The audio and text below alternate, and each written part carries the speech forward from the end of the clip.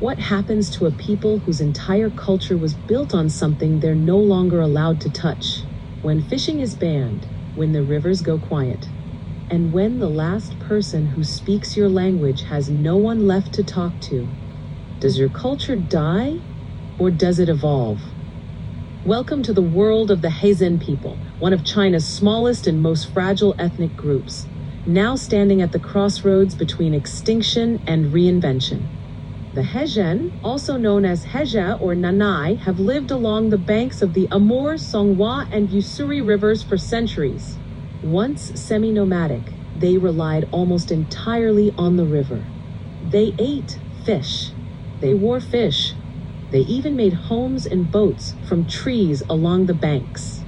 Their most iconic creation is the fishskin coat made from the tanned and softened skins of salmon, carp, or sturgeon. Flexible, waterproof, lightweight. Every coat was both a piece of clothing and a spiritual armor.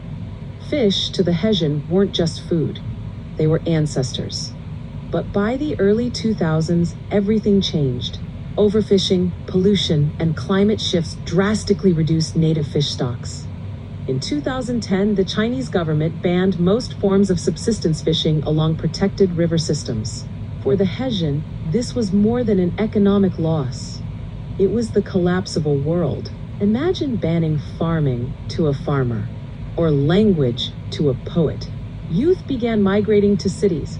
The Hezhen language, never formally written, started dying out. By 2020, fewer than 10 fluent speakers remained.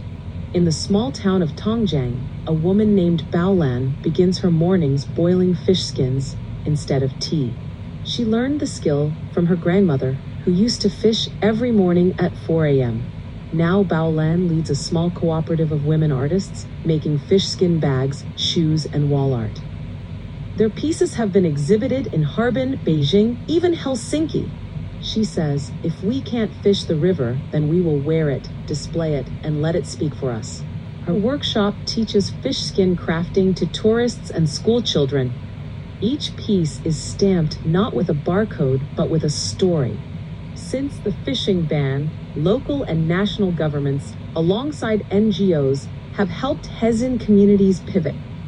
Now, instead of fishing, they run river spirit culture parks, perform Hezhen hunting songs at festivals, host fishskin fashion showcases, livestream workshops on Douyin and Taobao. The focus? Turning memory into motion. It's not perfect. Many elders feel the traditions are staged. But for younger Hezhen, it's a way to reclaim identity, earn income, and stay home. Today, fishskin products are sold not as relics, but as functional art. Wallets, jackets, decorative panels, NFT digital textures. The Hezhen now collaborate with luxury brands for design collabs, universities for cultural preservation, local tourism boards for ethnic heritage packages. Through tourism and craft, fish, once hunted, are now witnesses to survival.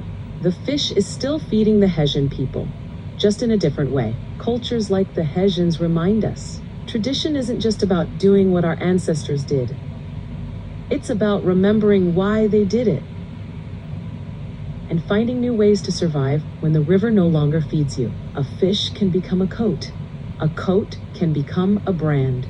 A brand can carry a language, a memory, a people. And sometimes that's enough to keep a nation of 5,000 from disappearing.